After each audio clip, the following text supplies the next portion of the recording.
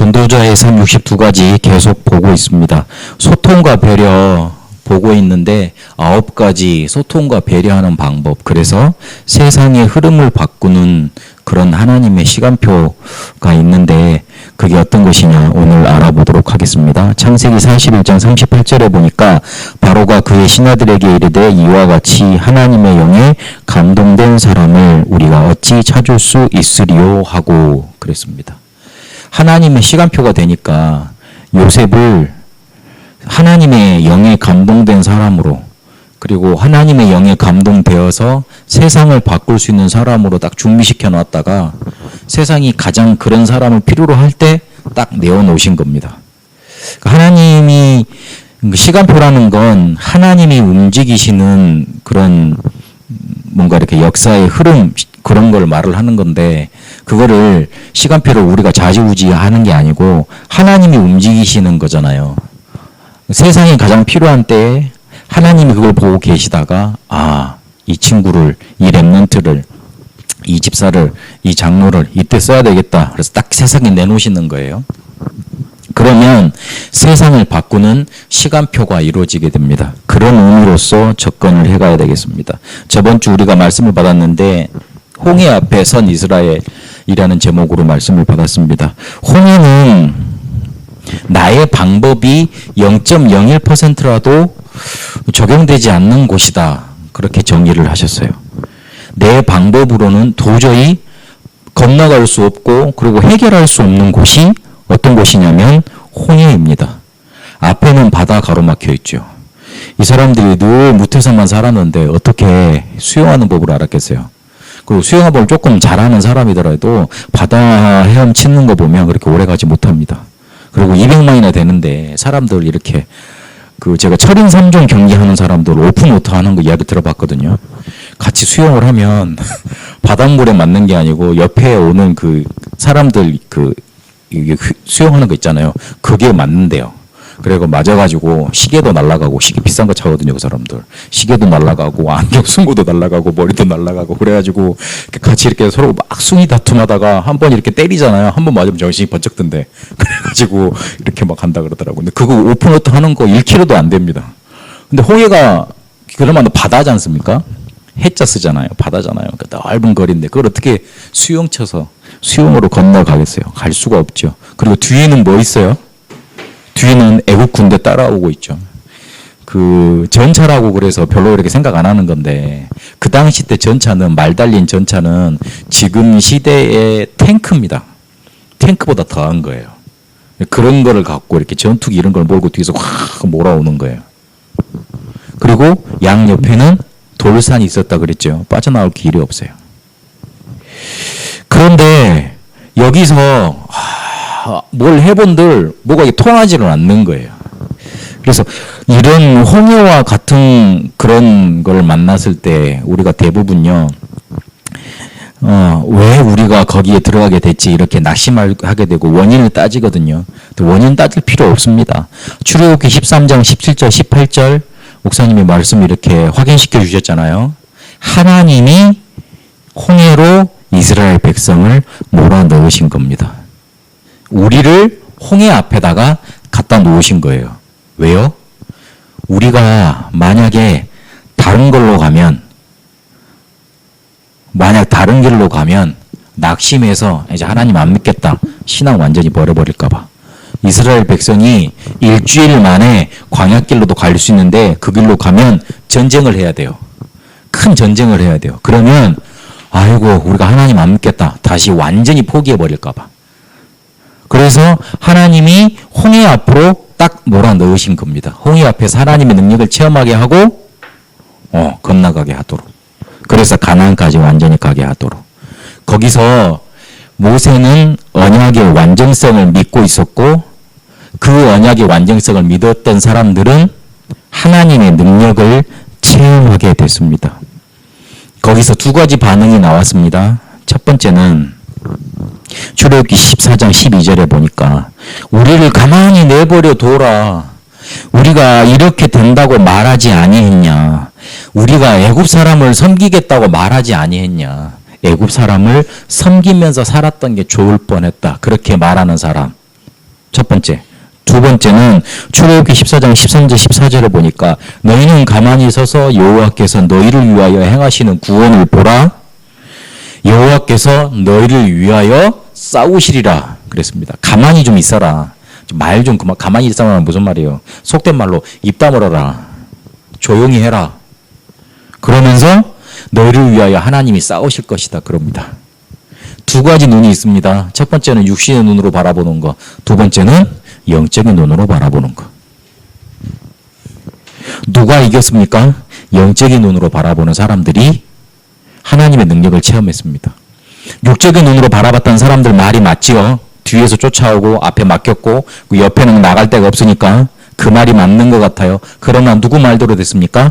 영적인 눈은 열고 말한 사람들대로 그 말대로 됐습니다.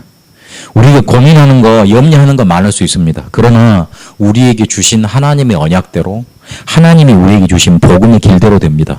그래서 우리는 믿음 회복해야 돼요. 안 그러면 늘 헷갈리게 되어 있어요. 원래 하나님이 우리에게 주신 길은 믿음의 길이라니까.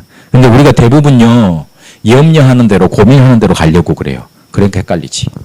그래서 예배하면서, 말씀 들으면서 회복해야 됩니다. 홍해는 내 방법으로는 절대 해결할 수 없는 곳. 그거를 믿음의 눈으로 바라보니까 하나님의 언약의 완전성이 나타나고 하나님의 능력이 나타났습니다. 이런 눈을 가진 사람들이 세상을 바꾼 시간표를 제대로 붙잡았습니다. 세상을 바꾼 시간표는 하나님께 있었습니다. 홍해를 바꾼 시간표가 누구한테 있었습니까? 하나님한테 있었습니다. 모세가 열심히 부르짖어서 홍해가 갈라졌습니까? 그렇지 않습니다. 하나님의 계획은요, 이스라엘 백성이 애굽에서 빠져나와서 가나안 가는 거였어요. 그거는 완벽한 계획이에요. 그걸 봤기 때문에 그걸 붙잡았던 모세를 통해서, 그걸 봤던 모세를 통해서 이루어졌습니다. 그런데 그것을 이루는 하나님 시간표는 누구한테 있었냐면 하나님께 있었습니다. 세상을 누가 바꾸시느냐? 하나님이 바꾸십니다. 그리고 그 시간표가 누구에게 있느냐? 하나님께 있습니다.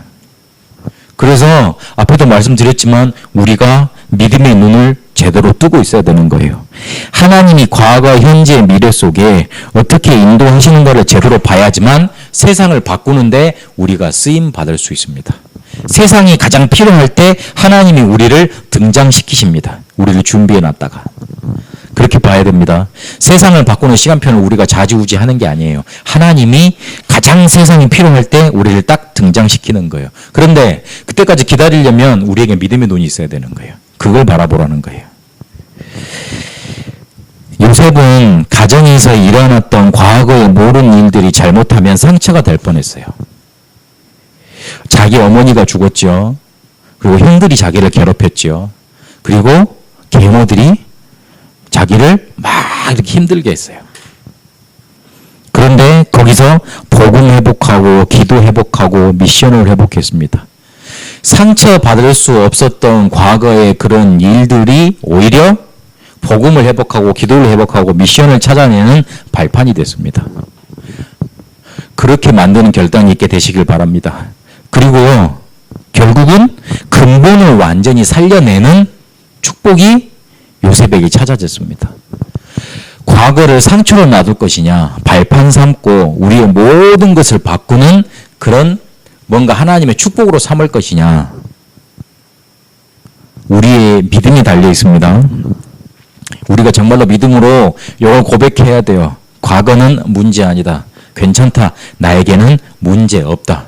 고백해야 돼요. 하나님이 하고 계시니까요. 하나님이 우리를 이끌고 계시니까요. 세상을 바꾼 시간표가 하나님께 있으니까요. 그걸 회복해야 됩니다. 그러면 현재도 하나님께서 완벽하게 인도하십니다.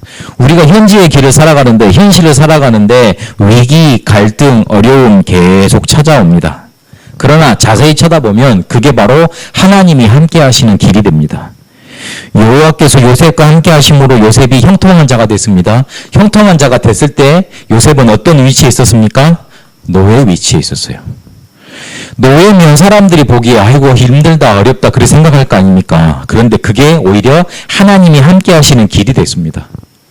요셉이요 성공해가지고 노예에서 성공해가지고 총무되잖아요. 그래가지고 주인이 모든 걸 다 맡기시잖아요. 그런데 누명 맞아서 감옥 가게 됩니다. 그런데 거기서도 관수장한테 은혜를 입게 하시고 그 감옥에 하나님의 역사가 일어납니다.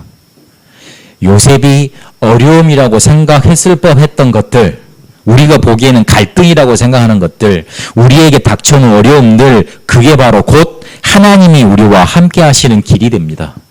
하나님이 그렇게 시간표를 딱 틀어주고 계십니다. 그리고 우리가 미래를 생각할 때마다 불안하고 염려가 생기잖아요. 이게 잘 될까? 잘 풀려질까? 그래서 사람들이 열심히 요즘 책도 많이 읽고 공부도 많이 하라고 그러고 많이 뭐 이렇게 뭐 자산 투자도 많이 하라고 그런 거 많이 가르치잖아요. 불안하고 염려가 돼서 그래요. 미래만 생각하면 그런 것들이 뭔가 이렇게 흑암으로 어둠으로 자꾸 몰려들어요. 그러나 그 불안과 염려는 하나님이 우리를 완벽하게 세계복음화로 이끄시는 방향입니다. 불안한 것 같고 염려가 찾아오고 그리고 뭔가 아닌 것 같지만 하나님은 우리를 준비시키는 그런 방향 속으로 자꾸만 인도하시는 거예요. 감옥 속에 있을 때 요셉한테는 아무것도 안 보였어요. 아이고 노예에서 이제 총무로 승격을 해가지고 이제 살겠다 싶었는데 누명 맞고 다시 감옥으로 갔잖아요. 그럼 불안하고 더 염려가 될 거 아니에요. 일반 사람이 생각할 때. 그러나 거기서 장관을 만남으로 미래의 정치를 준비하는 그런 터가 됐어요. 하나님이 정치적으로 요셉의 인생 방향을 탁 트는 그런 방향이 딱 새로 설정되는 그런 기회가 됐어요. 미래를 생각할 때 아이고 나 이렇게 되면 어떡하지? 힘들면 어떡하지? 걱정하지 마세요. 하나님이 우리를 세계복음화로 이끄시는 방향으로 하나님이 자꾸만 설정해 가시는 겁니다.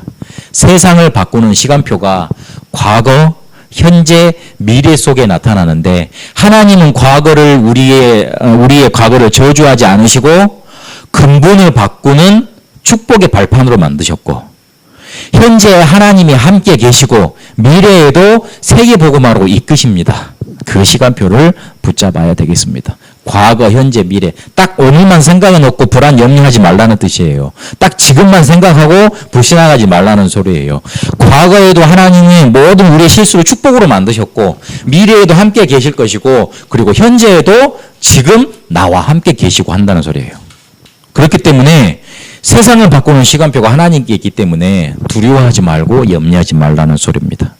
그래서 우리가 할 건 그릇 준비하는 것밖에 없습니다.